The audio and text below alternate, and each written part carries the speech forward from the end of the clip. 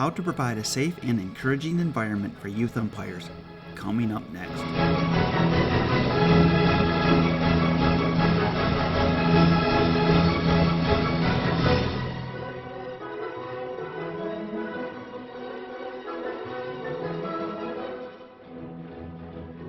If we want youth umpires to learn and love umpiring and stay with it for a decent amount of time, you absolutely need to provide a safe and encouraging environment for them to learn and develop.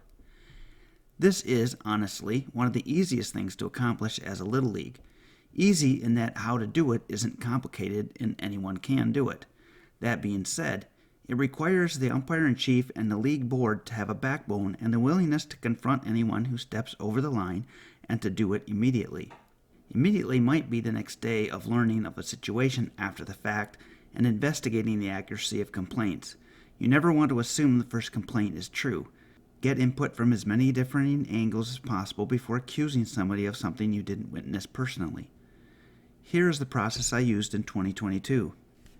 Before accepting the position of umpire-in-chief, I insisted on the unilateral authority to suspend a coach for one game if they were found to be violating our policy on the treatment of youth umpires. This was very important because the previous umpire-in-chief said that one of the biggest problems was that when a problem coach was identified, nobody ever did anything about it. The way he saw the problem was to start putting adult umpires on the games for that coach, which I found to be out of line. You're rewarding bad coaches by giving them the best umpires.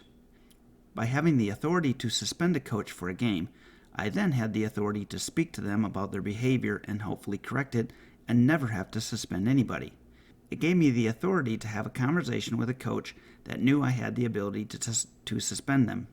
Furthermore, youth umpires simply did not eject coaches who deserved it, and I did not want to put that on a 13-year-old. They should be performing the duties of an umpire and learning to improve game after game and not having to worry about ejecting an adult coach. Once that was agreed on by the rest of the board, I then insisted on attending the coach meeting for each division that had youth umpires. I gave a 10-minute talk on what was expected of coaches in reference to dealing with youth umpires. It was a simple and positive message before the season started on what was acceptable and what was not. Finally, I sent an email to every parent in the league with a player registered in a division using youth umpires. It was very positive in its wording, explaining the importance of our youth umpire development program. We were expecting them to treat the umpires the way they would want their child treated. Obviously, I held training events for the youth umpires in small enough groups for them to get one-on-one attention. For the first 2 weeks of games, I assigned new umpires to work with experienced umpires. Every game had 2 umpires assigned all season so that they would have a partner and support. I did not want a youth umpire on the field all alone. Also, for the first 2 weeks, I showed up to nearly every game, walked onto the field between one of the half innings to speak with the umpires and to continue to train each of them. Being seen on the fields and at the park made a big impression on both coaches and spectators. Every small infraction I saw with a coach or spectator, I addressed immediately in a kind but firm manner. Everyone nearby knew what was happening. It didn't take long for the entire league to understand what was expected and what was going to be enforced. Again, in a kind but firm manner. I want to emphasize this point. I was not a tyrant nor rude.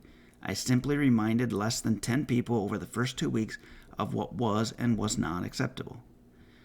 I wasn't alone in this, but in the future I'm hoping to add umpire trainers that can assist me in walking the complex.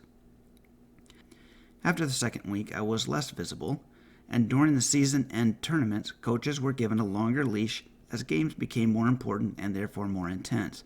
But I also assigned umpires that proved to be the best and most respected. Just before the tournament started, I sent an email to the parents praising them for being the best spectators and so positive. To the coaches, I did much the same and told them that we'd use the best umpires for the tournament, but they needed to finish the season the way they had played it in regards to umpires.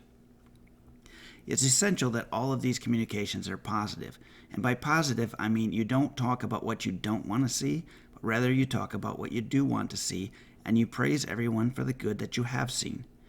People strive towards something positive. People like being a part of a team that's succeeding and winning.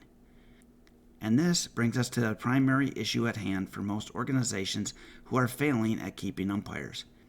Until we change the narrative, it's only going to continue to be the same. Zip out the back. Ah, good. I'm sorry, boo.